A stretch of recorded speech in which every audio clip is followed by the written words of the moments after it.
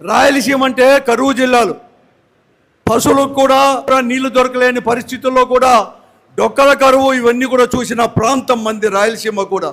గ్రామాల్లో ఇప్పటికే ఇంకో ఏప్రిల్ వస్తే చాలు గ్రామాల్లో కూడా ఇంకా కూడా తాగడానికి కూడా నీళ్లు లేవు, వ్యవసాయం చేసుకోవడానికి నీళ్ళు లేవు.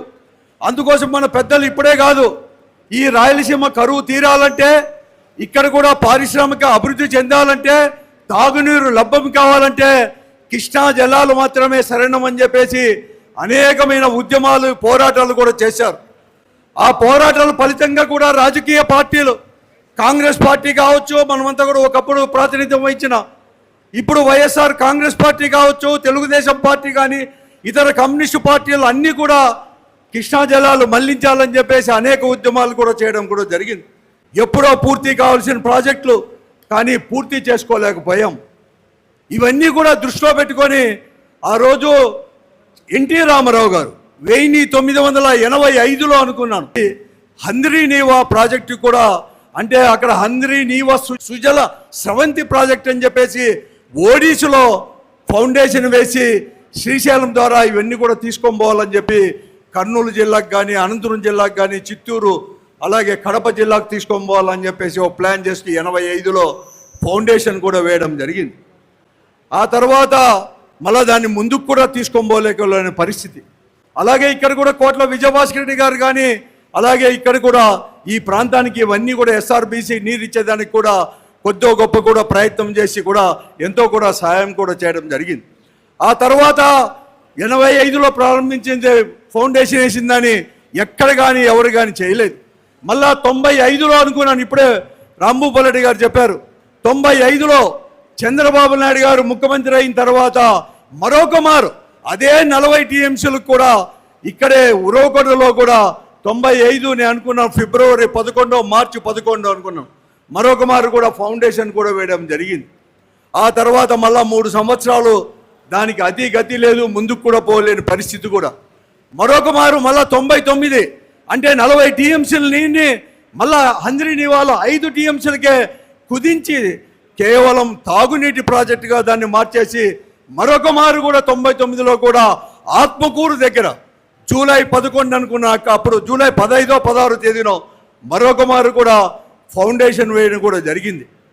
అప్పుడు కేవలం వారు అనేది కూడా అంటే దాదాపుగా 9 సంవత్సరాలు ఉన్నప్పుడు హంద్రీ నీవా ప్రాజెక్ట్ అనేది కూడా 24,30,00,000 మాత్రమే ఖర్చు పెట్టడం జరిగింది. చంద్రబాబు నాయుడు గారు ముఖ్యమంత్రి అయిన తర్వాత హంద్రీ నీవా ప్రాజెక్టు కూడా అంటే ఫౌండేషన్లకు మాత్రమే ఖర్చు పెట్టారు తప్ప ఎక్కడ కానీ ప్రాజెక్టు ముందుకు పోలేని పరిస్థితి.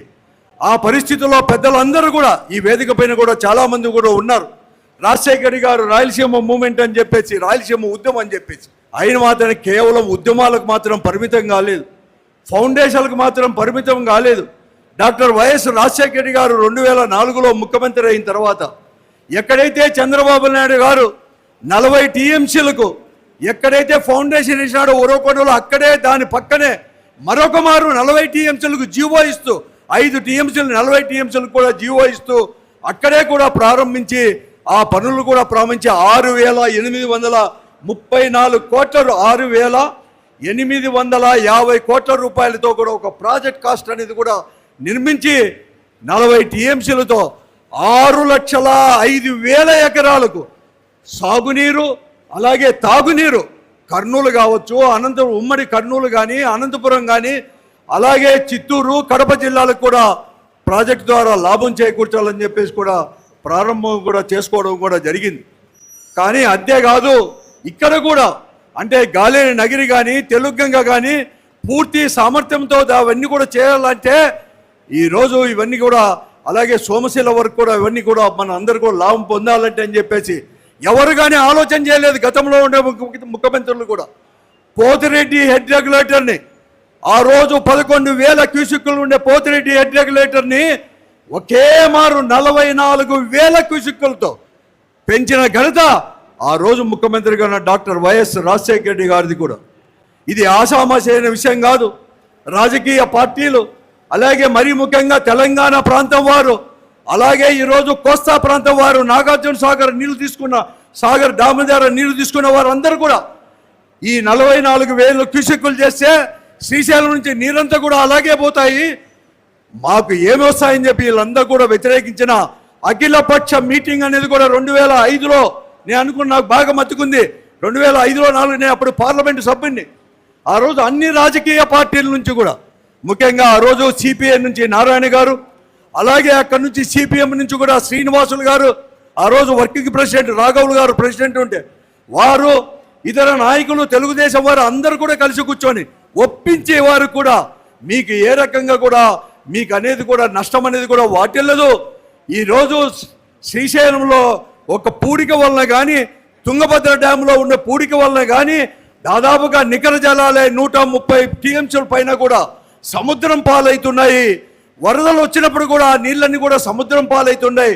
అటువంటి పరిస్థితుల్లో ఈ పోతిరెడ్డి హెడ్ రెగ్యులేటర్ కానీ, హంద్రీ నీవా ద్వారా కానీ ఇవన్నీ కూడా ఉపయోగపడతాయి. ఈ ప్రాజెక్ట్ అన్ని పడుతుంది. ఈ ప్రాంతం అంతా కూడా సస్యశ్యామలమవుతాయి. ప్రాజెక్టులతో పాటు పారిశ్రామికం కూడా అభివృద్ధి చెందుతుందని చెప్పేసి ఒప్పించి పనులు చేసిన వారు కూడా. ఆ రోజు నేను చెప్తాను, అర్ధాంతంగా 2009లో నేను రాజశేఖర్ గారు లేరు కానీ దాదాపుగా కూడా ఆ 12 సంవత్సరాలు అంటే 2012లో మళ్ళీ కూడా హంద్రీ నీవాకు తీసుకొని పోయేటప్పుడు, ఆ తర్వాత వచ్చిన ముఖ్యమంత్రులు రోసయ్య గారు కానీ, కిరణ్ కుమార్ గారి 2000 కోట్లు కూడా దాదాపు ఖర్చు పెట్టి ఆ రోజు 2012 నీళ్లు మనం తీసుకొని పోయే లోపల కూడా హంద్రీ నీవా. అలాగే ఇక్కడ కూడా పోతిరెడ్డి హెడ్ రెగ్యులేటర్ని కూడా సామర్థ్యాన్ని కూడా 44,000 క్యూసెక్లకు పెంచి ఈరోజు గాలేరు నగిరికి, ఎస్ఆర్బీసీకి, తెలుగు గంగకి ఇవన్నీ కూడా చేయడం జరిగింది. కానీ ఇంకా కూడా ఫలితం అనేది కూడా రాలేదు. గాలేరు నగర్ నుంచి ఇంకా కూడా అన్ని కూడా అనుకునేది 35 టీఎంసీలు నిల్వ చేసుకొని ఇక్కడుండే ప్రాజెక్టులోకి, ఇక్కడుండే ఆయకట్టుకు నీరు ఇవ్వాలి, ఇంకా కూడా ఇవ్వలేకపోయాం. అలాగే తెలుగు గంగ దగ్గర నుంచి కూడా మదరాసుకైతే తాగునీరు తీసుకొని పోతున్నాం కానీ ఈరోజు అక్కడ బ్రహ్మంగారి మఠంలో నిల్వ ఉంచుకుంటే తప్ప తెలుగు గంగా ప్రాజెక్టులో ఉంచి కూడా 29 టీఎంసీలు నిల్వ చేసుకొని అక్కడ భూములు కూడా పూర్తిగా కూడా మనం అందరూ కూడా ఇవ్వలేకపోయాం. అలాగే కిందుండే ప్రాజెక్టు కూడా అలాగే అటువంటి పరిస్థితుల్లో మన రాష్ట్రం అనేది కూడా విడిపోయిన విషయాన్ని కూడా మనం అందరూ కూడా గమనించాల్సిన అవసరం కూడా. రాష్ట్రం విడిపోతే అక్కడ కేసీఆర్ గారు ముఖ్యమంత్రి అయ్యారు, ఇక్కడ చంద్రబాబు నాయుడు గారు మరొక మారు ముఖ్యమంత్రి అయినారు, 3వ మారు కూడా ముఖ్యమంత్రి అయ్యడం జరిగింది. మనం అందరూ కూడా కనీసం ఈ ప్రాజెక్ట్ అన్నా పూర్తి చేసుకొని అత్యంత వరకు మన రాయలసీమ జిల్లాలు, అలాగే ఉత్తర కోస్తా, ఉత్తర ఆంధ్ర, అక్కడ వెనుకబడిన జిల్లాలు ఇవన్నీ కూడా అభివృద్ధి చేస్తారేమో. అలాగే పోలవరం కూడా పూర్తి చేసి 45 ఆ పొద్దు రాజశేఖర్ గారు ముఖ్యమంత్రిగా ఉన్నప్పుడు 45.74 మీటర్లు కూడా పూర్తి చేసి 192 టీఎంసీలు కూడా అక్కడ నిల్వ ఉంచి, తద్వారా కూడా ఈరోజు నాగార్జున సాగర్ అక్కడంతా కూడా పోయే నీళ్ళన్నీ కూడా రాయలసీమకే ఉపయోగించి దాని ద్వారా కూడా తీసుకొని పోతాడంటే అక్కడ పట్టుసీమ పేరు చెప్పి తీసుకొస్తానని చెప్పి మోసం చేశాడు. 2019లో మనము జగన్మోహన్ రెడ్డి గారి నాయకత్వంలో వైఎస్ఆర్ కాంగ్రెస్ పార్టీ కూడా అధికారంలో రావడం జరిగింది. అన్నీ కూడా సమీక్షించాడు. ముఖ్యంగా మన రాయలసీమ యొక్క పరిస్థితి అక్కడ ఉత్తర ఆంధ్ర కూడా, అందుకోసమే రాయలసీమ అనేది కూడా బాగా కావాలంటే ఆ రోజు రాజశేఖర్ గారు ప్రారంభం చేసిన ఏదైతే ఉన్నాయో హంద్రీ నీవా ప్రాజెక్ట్ కానీ, అలాగే ఈ పోతిరెడ్డి హెడ్ రెగ్యులేటర్ ద్వారా ఇవన్నీ కూడా గాలేరు నగరి, తెలుగు గంగ, అలాగే గోరకల్లు కావచ్చు, గుండ్రేవుల కావచ్చు, ఇవన్నీ కూడా తీసుకొని రావాలని చెప్పి సదుద్దేశంతో ఉండే పరిస్థితుల్లో అక్కడ కేసీఆర్ గారు, అలాగే ఇప్పుడు ఉన్న ప్రస్తుత ముఖ్యమంత్రి రేవంత్ రెడ్డి గారు అక్కడ అనేది కూడా శ్రీశైలం డ్యామ్ నుంచి కేవలం విద్యుత్ శక్తి ఉత్పత్తి చేసుకునేదే కాకుండా కిందిది కూడా కేవలం తాగునీటి ప్రాజెక్ట్ అని చెప్పేసి ఎన్జిటి వారితో కూడా పర్మిషన్ అనేది తీసుకొని పాలమూరు రంగారెడ్డి కానీ, దిండి ప్రాజెక్టు కానీ, అలాగే నెట్టంపాడు కానీ, భీమా ప్రాజెక్టు కానీ, కోయన్సీలు ప్రాజెక్ట్ కానీ, ఈ ప్రాజెక్ట్ అన్నీ కూడా పూర్తి చేసి, అంటే దాదాపుగా 8 టీఎంసీల యొక్క సామర్థ్యంతో శ్రీశైలం నుంచి 800 అడుగుల నుంచి 780 అడుగుల వరకు, అంటే బురద వచ్చేంత వరకు కూడా వారు కొట్టుకొని పోతే శ్రీశైలంలో 215 టీఎంసీలు ఉన్న శ్రీశైలం కేవలం తెలంగాణ వారు ఆడించుకుంటే రోజుకు 8 టీఎంసీలు అంటే 35-40 రోజుల్లో శ్రీశైలం అంతా కూడా పూర్తి ఖాళీ చేసే పరిస్థితి తెలంగాణ వారు ప్రాజెక్టు నిర్మించుకుంటూ ఉంటే జగన్మోహన్ రెడ్డి గారు ఒక ఆలోచన చేసి ఆ రోజు వారి తండ్రి రాజశేఖర రెడ్డి గారు 44,000 క్యూసెక్కులతో 854 అడుగుల పైన ఉండేటి మాత్రమే తోడుస్తుంటే ఇది కాదు, రాయలసీమ నుంచి గాలేరు నగరి, తెలుగంగ ఇవన్నీ కూడా బాగుపడాలంటే పూర్తి సామర్థ్యం కావాలంటే కింద నుంచి 800 అడుగుల నుంచి కూడా నీళ్ళు అనేది కూడా తోడితే అనేది సాధ్యం అని చెప్పేసి రాయలసీమ ప్రాజెక్ట్ అనేది కూడా రోజుకు 3 టీఎంసీలో కూడా సామర్థ్యంతో కొట్టే ప్రాజెక్టును కూడా జగన్మోహన్ గారు తీసుకొని రావడం జరిగింది. అలాగే మేమందరూ కూడా ఈ హంద్రీ నీవాను కూడా వెడల్పు చేయాలి. హంద్రీ నీవా ద్వారా 40 టీఎంసీలు కాదు, 40 టీఎంసీలు కానీ 60 టీఎంసీలు కానీ కేవలం వరద ఉన్నప్పుడే 40 రోజుల్లోనే కొట్టాలంటే దాని సామర్థ్యం కూడా పెంచాలని చెప్పి మేమందరూ కూడా, అంటే కర్నూలు వాసులు ముఖ్యంగా అలాగే కడప, అనంతపురం, కడప, చిత్తూరు వాళ్ళు అడిగితే దాన్ని కూడా 11,000 చేయమంటే, దినానికి 1 టీఎంసీ కొట్టేట్టు చేయమంటే జగన్మోహన్ రెడ్డి గారు 6,300 క్యూసెక్లకు మాత్రమే జీవో ఇచ్చి, అది కూడా అనంతపురంలో 2020లో కంటి వెలుగు కార్యక్రమంలో అనేది కూడా అక్కడికి వస్తే మా రాయలసీమ ముఖ్యంగా అనంతపురం, కర్నూలు ఇవన్నీ కూడా బాగుపడాలంటే వెడల్పు చేయాలని చెప్పి అడిగితే ఆ రోజు అనేది కూడా 11,000 అడిగితే 6,300 కూడా ఇవ్వడం జరిగింది. కానీ ఈరోజు చంద్రబాబు నాయుడు గారు వచ్చిన తర్వాత అవన్నీ కూడా పూర్తి చేస్తాడు, నేను మారిపోయాను అని చెప్పేసి మనం అందరూ కూడా అనుకున్నాం. కానీ రావడంలోనే మొట్టమొదటిగా రాయలసీమ ప్రాజెక్టు యొక్క జీవోను రద్దు చేసేటట్లు ఒక జీవోను, మరొకటి 6,300 క్యూసెక్కులకు పెంచిన హంద్రీ నీవా ప్రాజెక్టును మళ్ళా 3,850 క్యూసెక్కులకు వచ్చేటట్టు చేసే ఒక జీవోను, అంటే ఇతను రద్దు చేసే కార్యక్రమం తప్ప మరొకటి కాదు. ఈ 2 దాలను కూడా రద్దు చేసి కొత్త జీవోలు ఇచ్చేసి ఈరోజు పనులు కూడా ప్రారంభిస్తామని కూడా చెప్పండి. ఆ పరిస్థితుల్లో మనము రాయలసీమ వాసులు కూడా మనమందరూ కూడా, ఎందుకంటే ఈరోజు ఏదైతే కింద నుంచి పోతేనే ఈరోజు పోదంటే గాలేరు నగరి ప్రాజెక్టులని, తెలుగంగ ఇవన్నీ కూడా ప్రాజెక్టులు కూడా ఆధారపడినాయి కాబట్టి అది కింది వరకు కూడా, అంటే 800 అడుగుల నుంచి కూడా తోడుతోనే తోడుకుంటేనే ఆ ప్రాజెక్టు వలన ఉపయోగం, అలాగే హంద్రీ నీవా ఉపయోగం. అవన్నీ కూడా చేయాలంటే మన పైన రాజకీయ దాడి చేస్తూ ఉన్నారు. ఈరోజు కూడా మన అందరిని కూడా దూషిస్తున్నారు. కానీ వారందరికీ కూడా నేను చెప్పేది ఒకటే, మనమంతా ఏమనుకున్నామంటే మర్చిపోయినారేమో, ఇవన్నీ కూడా మనమంతా కూడా మతికి చేస్తే మన రాయలసీమకు చెందిన మంత్రులు 8 మందో 7 మందో ఉన్నారు. మాకు పయ్యావుల కేశవ్ ఉన్నాడు, ఇంకా 2 ఉన్నారు, సత్యప్రసాద్ అని, సవిత అని, అలాగే ఈ జిల్లాలో కూడా భరత్ గారు ఉన్నారు, టీజీ భరత్ గారు ఉన్నారు, జనార్దన్ రెడ్డి గారు ఉన్నారు, అలాగే ఫరూక్ గారు ఉన్నారు, మనకు ముఖ్యమంత్రి చంద్రబాబు నాయుడు గారు ఉన్నారు. అందరూ కలిసి ఒత్తిడి తీసుకొని వచ్చేసి రాయలసీమ బాగు కోసం ఈ ప్రాజెక్టు అన్నీ కూడా పూర్తి సామర్థ్యంతో చేస్తారనుకుంటే అట్లా చేయలేదు. మన పైన ఎదురుదాడి చేస్తున్నారు. మీరేం చేస్తున్నారని చెప్పి అడుగుతా ఉన్నారు. నేను ఒకటే చెప్తున్నాను, మీ అందరి తరపున, ప్రజల తరపున కూడా, ఎవరు ఎన్ని చేస్తారు, మీరు చేస్తారా చేయరా అని చెప్పి ఒక మాట అడిగితే, రెండోది అట్లా చెప్పాలంటే చెప్తాం. మేము అనేది కూడా తీసుకొని వచ్చేసి ఈరోజు హంద్రీ నీవా ద్వారా నీరిస్తున్నామంటే అది రాజశేఖర రెడ్డి గారు, ఆ తర్వాత వచ్చి ముఖ్యమంత్రి చలో కానీ చంద్రబాబు నాయుడు గారు కాదు. ఈరోజు రాయలసీమలో కూడా దాదాపుగా కూడా 3,800 కోట్ల ప్రాజెక్టు ప్రారంభించింది. 990 కోట్లు అనేది కూడా ఖర్చు పెట్టాడు ఇక్కడ కూడా రాయలసీమ ప్రాజెక్టు కూడా.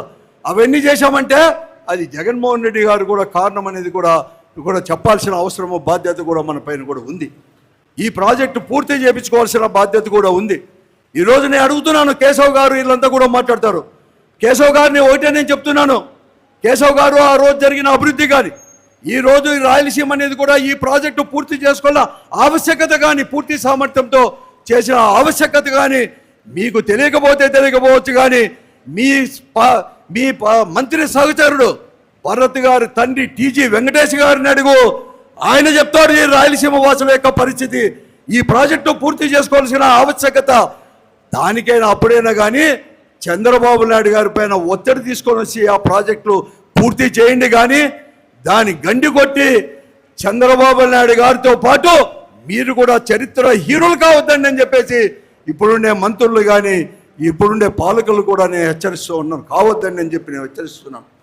మీరు చెప్తున్నారే ఈరోజు మేము ఏమీ చేయలేదని చెప్పేసి, ఆ రోజు ఎవరు చేసింది? ఈరోజు నీళ్ళన్నీ తీసుకొని పోయేది ఆ రోజు రాజశేఖర గారి వలన కదా. హంద్రీ నీవాకు కృష్ణా జిల్లాలు తీసుకొని పోయి అనంతపురం జిల్లాలో ఇవ్వద్దు అంటున్నారు. ఈరోజు మీరు చేసింది ఏముంది? 2200 వచ్చేదాన్ని 6300 పెంచుకోకుండా కేవలం 3850కే మళ్ళా కూడా మేము చేసినామని చెప్పేసి 3000 కోట్ల రూపాయలు కూడా ఖర్చు పెట్టాం. మొదటి ఫేజ్ జీడిపల్లి వరకు అంటే 206 కిలోమీటర్లు వెడల్పు మాత్రమే చేశాం, లైనింగ్ చేయలేదు. కిందిది లైనింగ్కు 2000, అలాగే దీనికి కూడా 900 కోట్లు మేము ఖర్చు పెట్టామంటారే.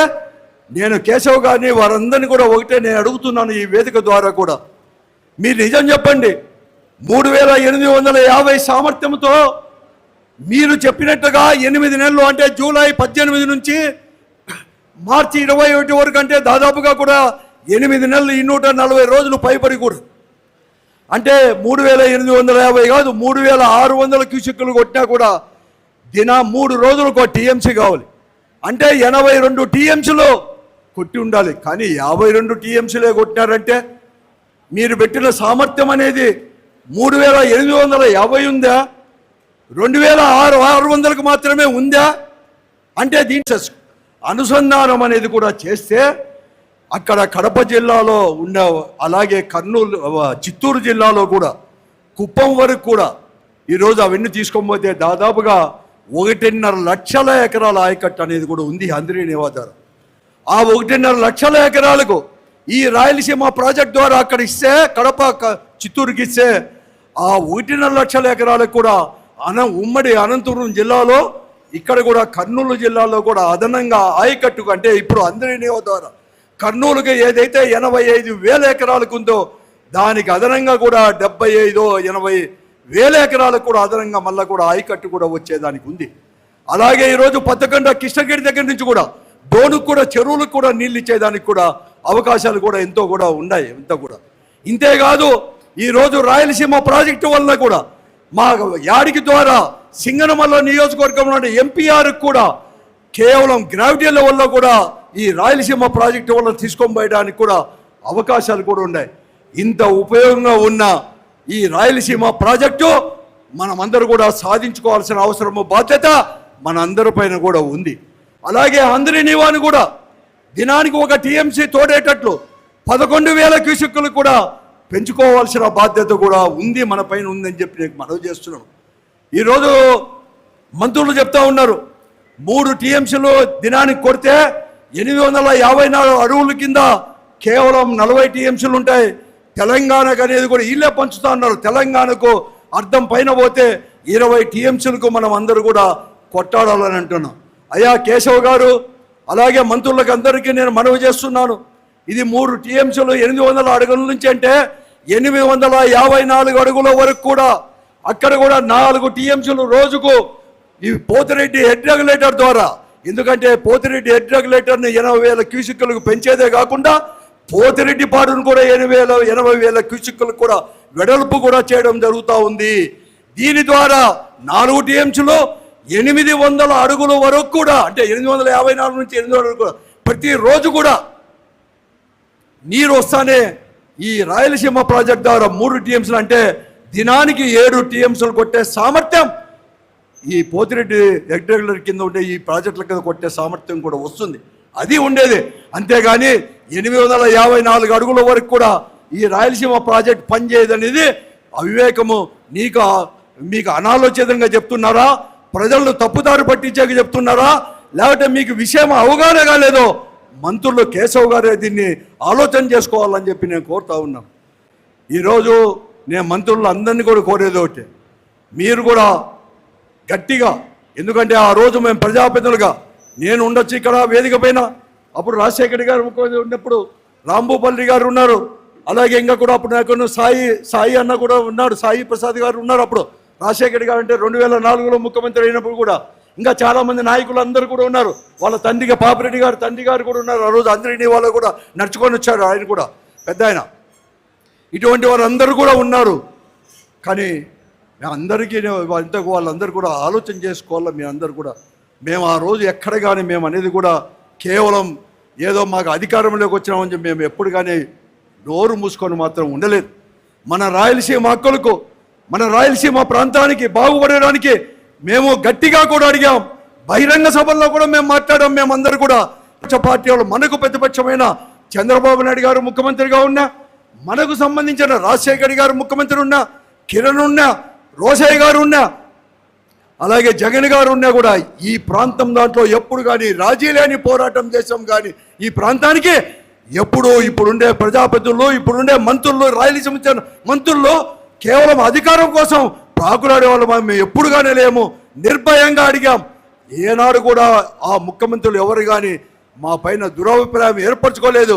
విరాళంగా కూడా ధారాళంగా కూడా చేస్తాం మన రాయలసీమకు అని చెప్పినారు. కానీ చంద్రబాబునంత నీచుడు, నికృష్టుడు ఎప్పుడు కానీ ఎవరు కానీ లేకుండా పరిస్థితి కూడా. వారికి దాసోహమవుతున్నారు ఈ మంత్రులు. ఎన్ని సంవత్సరాలు మంత్రులుగా ఉంటే మీకు ఏం ప్రయోజనం? శాశ్వతం అది కాదు. ఎవరు ఉన్నప్పుడు ఏం పనులు జరిగాయో అది శాశ్వతం, అది చరిత్ర. అది తెలుసుకోవాల్సిన అవసరం కూడా ఈరోజు మంత్రులు కూడా ఉంది. ఈరోజు మీరు కేంద్రం నుంచి కూడా ఏది కానీ మీరు తేలేకపోతున్నారు. కేంద్రం నుంచి నిధులు తీసుకొని రండి, చెప్పండి. ఈరోజు మీకు కేవలం రాజధాని ఒకటేనే ఎంత కావాల్సింది? ఈ రాష్ట్రము, ఈ ప్రజలను, అన్ని ప్రాంతాలను కూడా పణంగా పెట్టి చేసిన అప్పులు కూడా మీరు కేవలం రాజధానికి మాత్రమే ఖర్చు పెట్టేది కాదు. మాకు కూడా మీరు పెట్టండి, అక్కడ మాకేమి అభ్యంతరం లేదు. కానీ మాకు కూడా సమానంగా పెట్టి ఈ ప్రాంతాన్ని కూడా అభివృద్ధి చేయండి, లేకుంటే చరిత్ర ఏం లేవుతారని కూడా తెలియజేస్తూ, కేవలం మనము కూడా కేవలం ఇటువంటి సమాలోచనలు చేయడానికో లేకపోతే సమావేశాలకు మాత్రమే పరిమితం కాకుండా ఉద్యమించడానికి కూడా మనం అందరూ కూడా సంసిద్ధులు కావాలని చెప్పేసి మీ అందరినీ కూడా కోరుతా ఉన్నాం. జనంలోకి వెళ్ళాలి, జనానికంతా కూడా ఎక్స్ప్లెయిన్ చేయాలి. వారందరినీ కూడా ఒప్పించి ఉద్యమం చేసినప్పుడే ఎవరైనా కానీ దిగి రాక తప్పదు. ఎవరు ఏ ముఖ్యమంత్రి ఉన్నా కూడా అప్పుడు మాత్రమే మన ప్రాంతం కూడా బాగుపడుతుందని చెప్పి కూడా తెలియజేస్తూ, కార్యాచరణ ప్రణాళిక కూడా రూపొందించుకొని అడుగు అడుగు కూడా ముందుకు వేసుకుంటూ జనంలోకి పోయే కార్యక్రమం కూడా చేసుకుందాం. అందుకోసం మన పార్టీ తరఫున కూడా ఈ కార్యక్రమం కోసం అదే ఒక టాస్క్ ఫోర్స్ కూడా మన శైలజానాథ్ గారి నాయకత్వంలో ఈ రాయలసీమ అంతా కూడా ఒక టాస్క్ ఫోర్స్ అనేది కూడా ప్రత్యేకంగా కూడా ఏర్పడింది.